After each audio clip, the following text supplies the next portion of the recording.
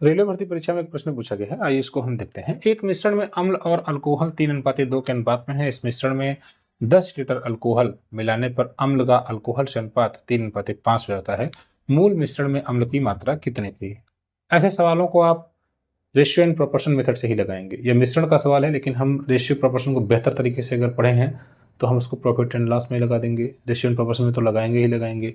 ऐसे मिश्रण के सवालों में बड़ी आसानी से लगाएंगे। ये देखिए हम कैसे 3:2 का अनुपात है, किसमें? अम्ल में और अल्कोहल में। ठीक है, अब आगे कहा जा रहा है कि इसमें 10 लीटर अल्कोहल मिलाया जा रहा है, 10 लीटर अल्कोहल मिलाया जा रहा है, प्लस हम कर लेते हैं 10 लीटर अल्कोहल, और उसके बाद जो अनुपात है वो 3:5 हो जा रहा है।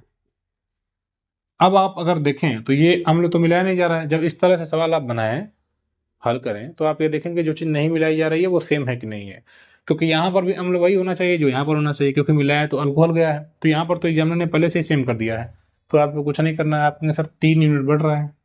अच्छा, आपसे पूछा क्या गया है ये भी देख लीजिए। पूछा गया है कि मूल मिश्रण में अम्ल की मात्रा कितनी थी। मूल मिश्रण में अम्ल की मात्रा यानी कि 3 यूनिट की वैल्यू आपसे पूछा है। तो देखिए 2 से 5 हो रहा है, 3 यूनिट बढ़ रहा है।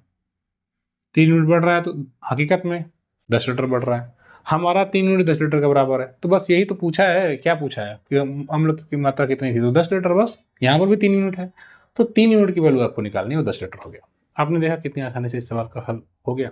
तो रेलवे की तैयारी कर रहे हैं तो क्यों नहीं इस चैनल को सब्सक्राइब कर लें, क्योंकि लगातार हम पिछले वर्षों में पूछे गए प्रश्नों को हल कर रहे हैं। और कुछ लोग कहते हैं कि इंग्लिश में भी बताइए, तो हम आगे प्रयास कर रहे हैं कि धीरे धीरे हम इंग्लिश में भी कुछ क्वेश्चन को समझाएंगे, ताकि जो इंग्लिश वाले बच्चे हैं उन तक भी वो भी समझ सकें चीज़ों को। धन्यवाद।